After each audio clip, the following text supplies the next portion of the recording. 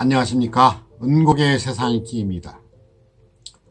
이번 시간에는 단군 신화와 창세기에 대한 얘기를 여러분께 전해드리고 싶습니다. 단군 신화와 성경에 나오는 이스라엘 민족의 신화를 살펴보도록 할까요?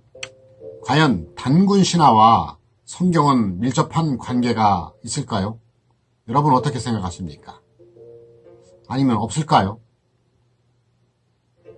또한 우리나라 예언서들은 이스라엘 민족이 쓴 성경 예언과 어떤 관계가 있을까요? 있다면 어떤 관계가 있을까 알아야 되는 것이 아닌가 싶습니다.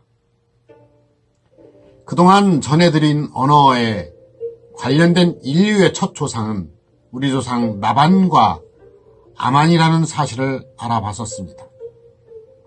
설령 첫 조상의 이름이 이들이 아닐 경우라 하더라도 태초로 가보면 육체로 태어난 한 사람이 분명히 등장하는 것입니다.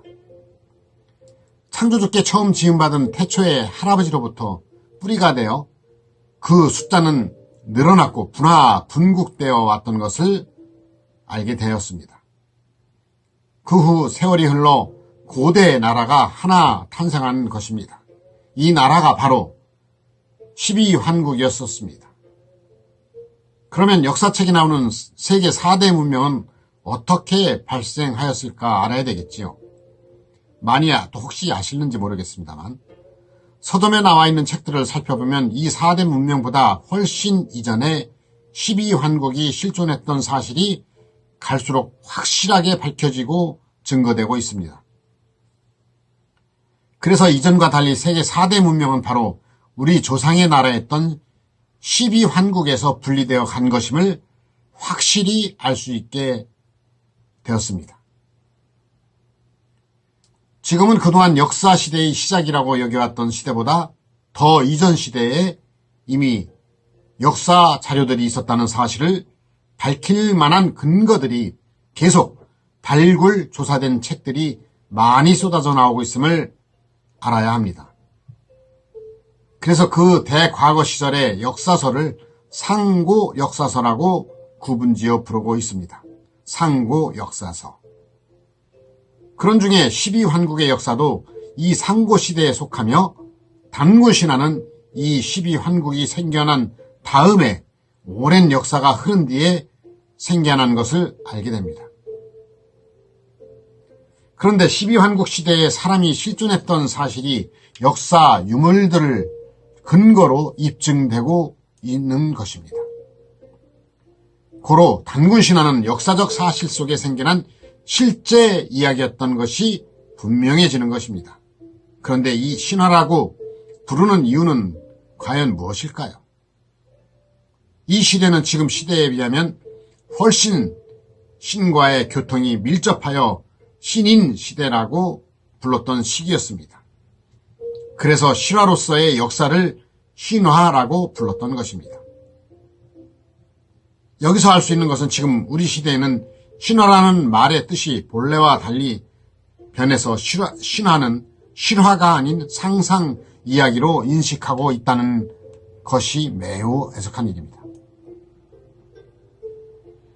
이것은 알고 보니 역사학자들이 우리의 역사를 왜곡하기 위해 참 역사를 숨겨버린 결과였다고 확인되고 있으니 참으로 답답한 일입니다. 중요한 사실을 여러분 인지해야 합니다. 몇몇 사람에 의해 대다수의 사람이 왜곡된 거짓에 눈과 귀가 가리우고 세뇌되었다는 사실을 통탄한 일입니다. 그러나 앞으로 시대가 흐르면 흐를수록 매장되었던 참된 역사는 다 드러나게 될 것이라고 믿어 의심치 않습니다. 이렇게 알고 보면 우리 조상인 환인 천재께서 세운 12환국은 국가 형태를 지닌 인류 최초의 나라였고 이 나라 사람들이 세계 각 지역으로 이동하게 되었던 것입니다. 그래서 이 나라 사람들이 세계 각국을 형성하게 되어진 것을 역사적인 사실을 전해드렸었습니다.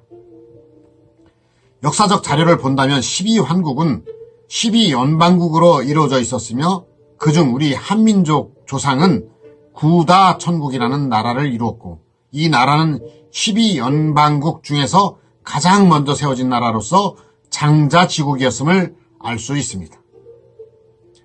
반면 이스라엘은 12황국 중 12번째로 생겨난 수메르국이라는 나라의 후손으로서 12황국에서 분가되어 후에 생겨난 나라였던 것입니다.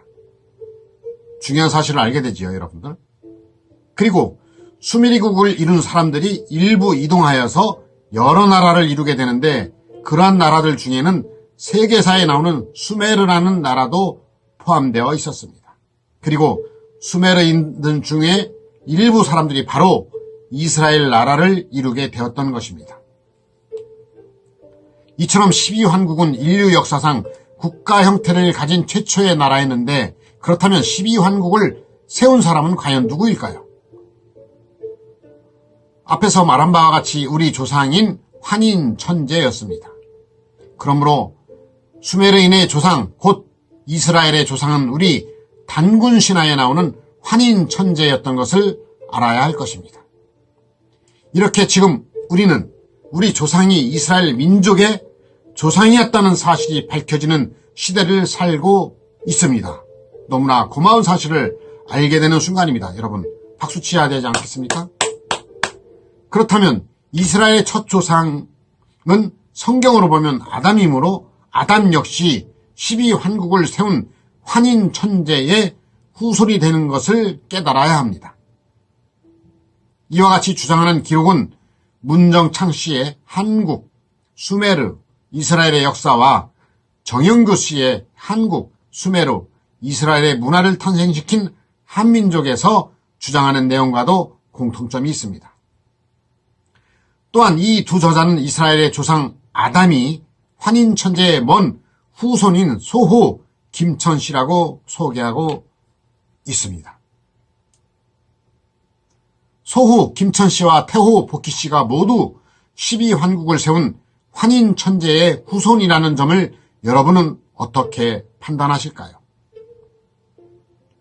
그래서 아담이 실존 인물이었다는 점과 혈통적으로 우리 한민족과 같은 혈통이라는 사실에 대해 두 저자의 주장과 공감하는 측면이 있는데 그렇다면 아담은 12환국의 역사 중에 어느 때 존재했던 사람일까 할 텐데요.